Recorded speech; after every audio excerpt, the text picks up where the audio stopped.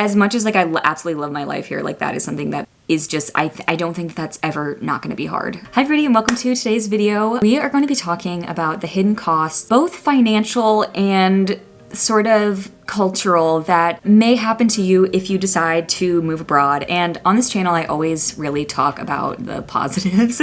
And so I want this video to be realistic because there are a lot of bits to moving abroad that can be quite hard. And I have talked about them sometimes, but I don't often because I'm usually like, la la la, I love the UK. But yeah, if you're first time on my channel, my name is Katie. I first moved to Edinburgh in like 2021 for a year, and then I moved back, but now I'm living in London. I'm gonna talk about like the UK, but if I'm guess Europe in general, like there's different rules for every single country, so just keep that in mind. And also subscribe. Also, if you're looking for housing, check out my link with Amber students down below, because that is one thing that can be taken off your plate. Also my link with World Packers. I'm living in London, it's expensive, go use my links. Okay, so we're gonna start with like the actual costs. And this video was suggested by one of my subscribers. So thank you so much for this like actually really good idea. But the first sort of cost that you might not think about is gonna be your visa application. The amount that your visa is going to cost is going to greatly depend on what you're going to the country for and sort of like what city that you're near where you can actually get a visa appointment. Hi everybody, editing me coming in. I realized that I made this part of the video extremely confusing for absolutely no reason, which very much reflects the actual process of getting a visa. But basically, you apply online through the country. So I applied on like the website for, you know, the UK to get my visa. Once you submit that application and you pay your application fee, which is around $500, I looked at my receipts, then you can book a biometrics appointment with this company that I'm talking about called VFS Global. So that is the order. Thank you very much. Because the UK has universal healthcare, you're basically paying into their system so that if you do need to go to the hospital while you're here, if you do need to go to see a GP, you have full access to that. Like I have full healthcare here. So that is something to keep in mind when it comes to costs. For me, I am on a student visa, which means nobody's paying for it. That is a cost that I completely take on my own. I went through a company, and a lot of companies do this. For the UK, I did a service that helps you with your visa application called VFS Global. And you can look this up, they're in most major cities. So this is gonna be another added cost. So like if you live in the middle of nowhere, not near a city, which is a lot of America, you are gonna have to travel to a city that has one of these locations because you can't do it. You have to have a biometrics appointment, which is where they scan your fingertips and they take your picture so that they can send it to like one of the big visa headquarters. So like UK visa has to be sent to New York. I live far away from New York. I live about 4 or 5 hours by drive. So that's why I went to VFS Global, which again is probably going to be in a major city. Thankfully, I live in DC. So while I did have to like pay for, you know, metros downtown, sometimes I could be driven. That's another added cost, getting to the center. And then at the end of the day, I did a student special, which I had to pay this company to get my visa done, $185. So, okay, so the next big thing that is going to cost you money is transport, getting flights, getting to an airport. All those things are going to be expensive. So if you're going to travel abroad, trying to look up cheaper ways to fly is always an option. More direct flights are always going to be more expensive. Usually I go through Iceland because it's cheaper than flying direct. Actually, last time I went home, I got to fly British Airways, which was fantastic. And I got to fly straight home because Iceland was having an airline strike. Yeah, that was very nice. But, you know, that I didn't have to pay for it, which was nice. And then the next thing is gonna be accommodation, so where you're living. I will say, I think some of the easiest ways to do that is if you're going to study abroad. I'm a bit old for the halls, I would say. I was about 21, 22, and I lived with 18-year-olds, and that was already like kind of a weird experience. So I think as a 24-year-old, I was just like, I can't do that. So I took on the cost of like finding a flat in London because I wanted to live with working professionals. Also, this is a really important thing to note. This time around when I moved to London and I was actively searching for a flat, I had a free place to stay. I was staying with a family friend, which saved me so much money and so much heartache, honestly, and she was such a nice person to stay with. And I cut down a ton of costs on this, but I do know that if you are not in the amazing situation that I was, that you will have to pay for housing while you try to find a flat. Or what a lot of people do is if they have friends in the city, they'll sort of like couch surf until they find a place. Keep that in mind, that if you are going to search for a flat in London, you could be looking at least a month doing that to find a place. So that is why I suggest going through halls if you're just coming to study abroad. If you're coming for grad school, it's going to be a tougher situation, and I did have to start my degree with nowhere to live. So all of you guys like looking to do your master's abroad and they don't have graduate school housing, that is something that you need to consider, because that can be quite expensive and tough. So that is why check out Amber Students. I keep saying that, but check them out.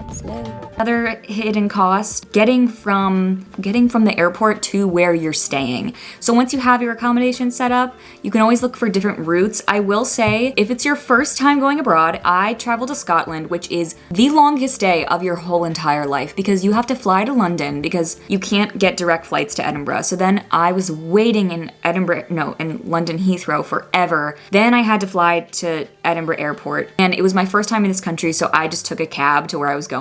It's the most expensive way, but honestly, it is sort of worth the mental damage that like comes from like being in a brand new country by yourself for the first time. And like the last straw would have been me trying to figure out in the dark, hungry, tired, how to use public transport in a brand new country. So sometimes taking a cab can be like a mental health choice.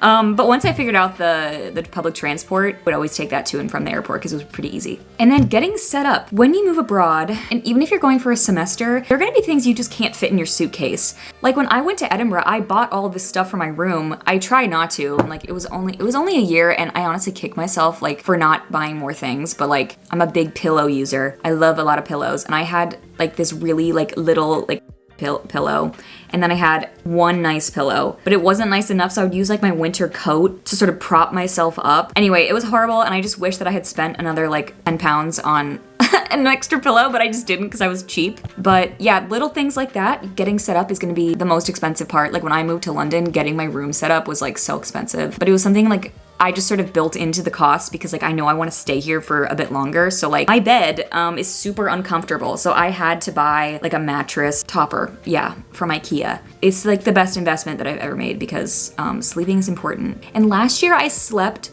on an air mattress because I was too cheap to buy a bed. So like, you know what? You can get away with a lot. Like there are ways around this. And if you don't want to spend money, you don't really have to. But again, because I'm like more settled, I was like, no, I need like a real bed. I didn't have to buy this bed though because this flat came with all this furniture, which is fantastic. But again, if you're getting a flat, doesn't have furniture, that's another cost. Getting set up. So, okay, a phone plan. You're gonna need a SIM card and you're going to need a phone plan. So I got mine in the UK from this place called O2. I had Leica Mobile last time, and I didn't have any data. Like I was so cheap, I just like didn't want to pay for data, so I would just like go to like random hostels and like Starbucks for Wi-Fi. I would recommend not doing that because I just like was too lazy to look up. Okay, the Leica Mobile thing came in my visa package, so I was just like, I'll just use this. I shouldn't have used that. So I get my data and phone plan from a place called O2 in the UK, and I pay about £15 a month, and I have like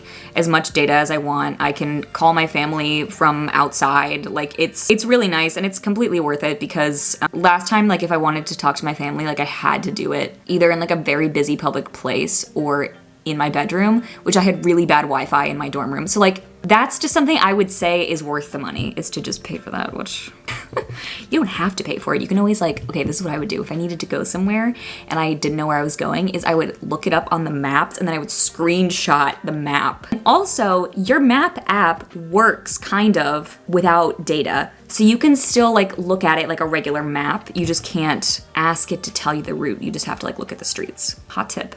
The next sort of hidden cost, especially in the UK, is something called council tax. So I didn't know about this when I moved over here because I didn't have to pay that when I was in a student hall. But if you live off campus, like I live with professionals, and I couldn't apply not to pay for council tax. You can, I think, if you live with other students, but something about our landlord, she was like, no, like you can't do that, which somebody might write down below like, oh, I'm getting scammed. But you know what? That's fine, because it's just like one less thing to figure out. Like there's so many things to figure out, and like at a certain point you just like get tired and then you just start throwing money at things, which I'm not saying is a good idea, but I'm just saying that that is something that happens.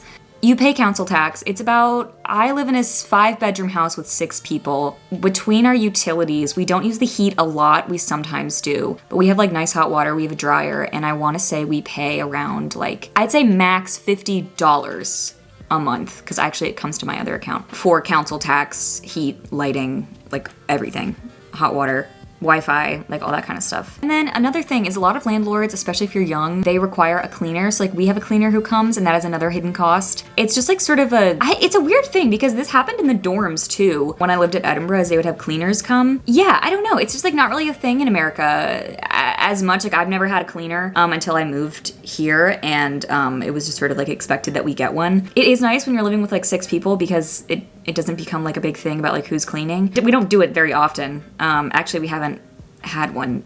Anyway, that's a very long story, but we actually haven't had a cleaner in, and we're supposed to. So that's another hidden cost that could potentially come up. One thing I will say, especially if you're going for university, is getting involved is way less expensive. So like at my college, if you wanted to go to like nice events, you had to join a sorority or fraternity. There was no such thing as going to like society events. So that is sort of like one barrier to entry in like social situations where like the most you're gonna be paying for is like a pint to like hang out with people. Yeah, I mean, there's a lot more activities too to get involved in. Yeah, I mean, sort of going back to like the visa stuff, like I think it's a big mental cost because like the bureaucracy is like, it can be very frustrating because a lot of the times other countries don't communicate at the speed and sort of veracity that Americans do.